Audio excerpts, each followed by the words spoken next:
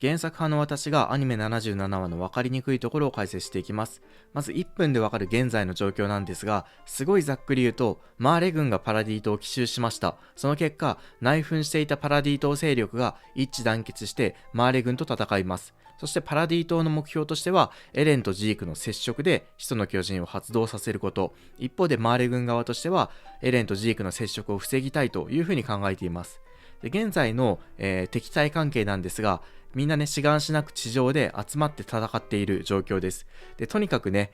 人が多すぎるので順番に今回は見ていこうと思います。まずマーレ軍側なんですけれども、このマーレ軍ですね、マガト、ライナー、ポルコ、ピーク、コスロ、コルト、ガビ、ファルコと、たくさんいるんですが、彼らの目的は何かというと、エレンが持っている始祖の巨人の奪還ですね。そしてエレンとジークの接触によって始祖の巨人が発動するのを防ぐために現在戦っています。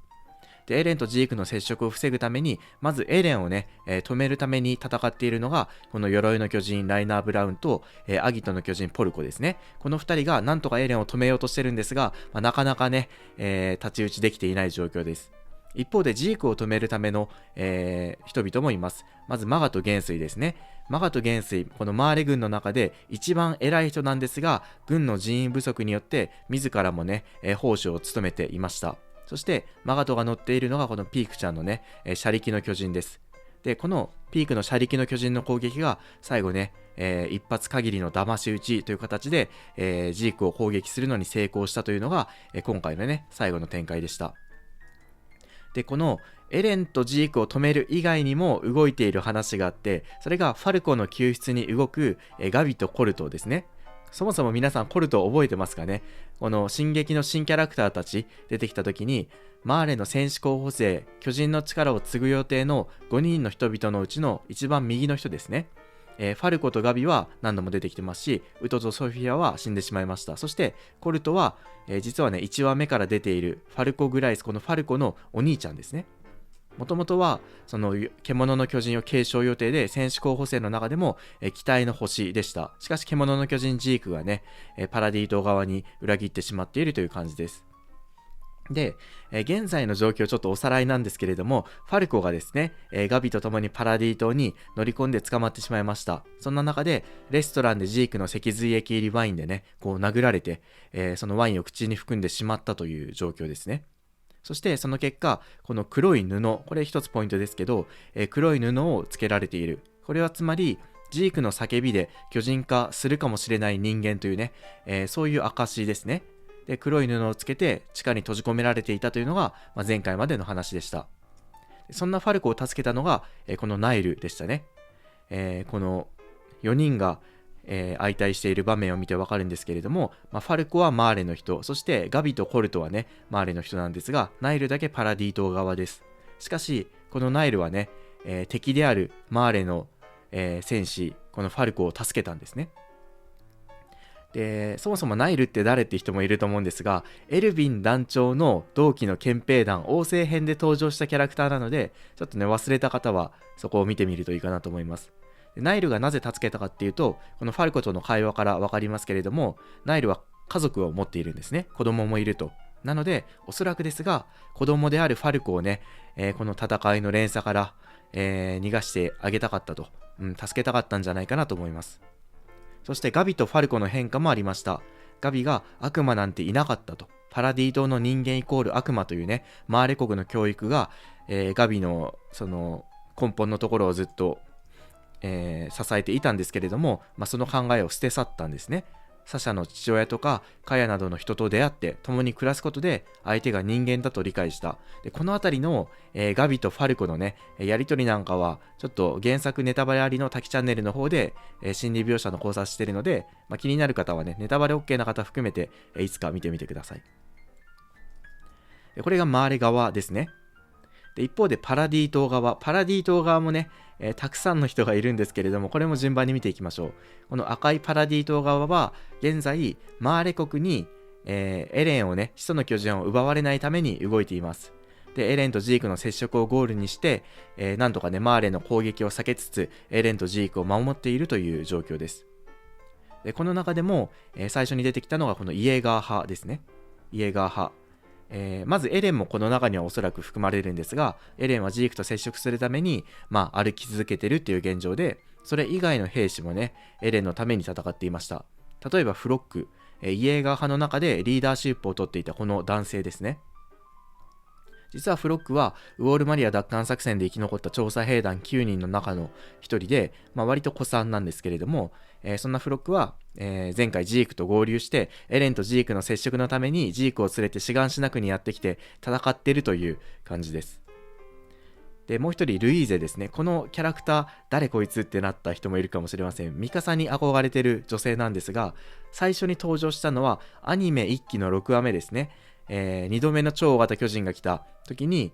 ミカサがですね、もう訓練兵時代のミカサがこう助けたという無垢の巨人を、討伐して助けた時のこの少女です。この少女がこのミカサに助けられた恩もあり、ミカサに憧れて、調査兵団に入り、そして現在はフロックと共にね、イエーガー派で行動しているという感じです。で他にもね、新兵たちの姿ありました。まずこのアニメ初期で出てきたエレンたちの教官キース・シャーディス教官がいたんですが、そのキース・シャーディス教官をボコボコにしてイエーガー派についたね、この新兵たちが、いましたね。で彼らがイエーガー派のために行動していたんですけれども、今回ねその勢力図がぐちゃぐちゃになってるのでちょっと分かりにくいんですが、ジャンたちがですね、ジャンとかアルミンとかが地上に出ようとするのを止めていました。でもともとはこのイエーガー派じゃないので、ジャンたちがイエーガー派じゃないので、拘束していたんですけれども、マーレの奇襲で状況が変わったので、一致団結して、パラディ島側の人間は一致団結してマーレと共に戦うことになると。なので、止まれとか言っていたんですが、最終的にはね、どうぞ言ってくださいという形になっています。ちょっと分かりにくいですよね。で次、反マーレ派義勇兵ですね。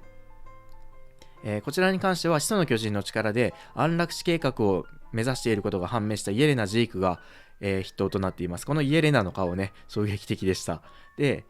マーレを裏切ったジークは現在パラディ島側としてマーレ軍と戦っていましたね。このマーレ軍の、飛行船に向かって投石を投げていたエルヴィンたち調査兵団をね、以前大量に殺したこの投石攻撃は健在なんだなということが伺えます。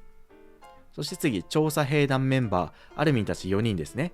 エレンが何考えているかわからないよというところではあるんですけれども、このマーレ側からのね、奇襲攻撃によって自分たちはどうするかという選択を余儀なく、されています。エレンを守るのか守らないで生還するのかというところで、それぞれの人が出した答えは、ジャンが言うようにね、エレンを死なせたくないというところでエレンを守ることにするんですね。マーレと戦っているイエーガー派と共に、戦場に出ていきました。とにかくマーレからの攻撃をまずはどうにかしなきゃねという状況です。そして兵政権、もともとの、兵団の人々ですね。イエーガー派っていうのはそのもともといた兵団の中の過激派というか裏切り者の人たちなんですけれども、そのイエーガー派がですね、このもともとの兵団の人たちを捕らえていました。しかしマーレ国が攻撃してきて状況が一変したと。最終的には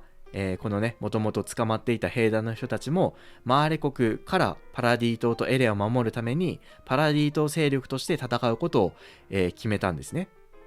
そしてその指揮を取っているのがこのピクシス司令です。ザックレイ総統という兵団の一番偉いね、芸術が好きなおじさんが死んだので、代わりにこのピクシスが、指揮を取っています。でこの黒い布の話もありましたけれども、ジークの脊髄液入りワインを飲んでいる人はこの黒い布をしているというような状況ですね。でここまでが、この戦う人たち、マーレ国と戦うイエーガー派、反マーレ派義勇兵、調査兵団の104期生と兵政権で、その他の話として、ニコロたちの話も出てきました。少しだけですね。このニコロ、金髪のニコロっていうのはサシャのことが好きだったマーレの元軍人なので、ジャンからこの家族を頼むぞって言われてたんですね。で現在サシャの家族を守るために、戦場を離れて行動しています。でアルトゥルさん、サシャの父親ですね。でさらにはカヤっていうサシャに救われた少女、このニコロの隣にいる金髪の少女ですね。ガビのことを殺したいっていうふうに発言していましたよね。で彼らは子供たちもいるし、前線から遠ざかろうとしているというような状況です。で今回はここまでで、キャラクターの解説をしました。その他の話はまた別動画でしようと思います。以上、滝でした。それではまた。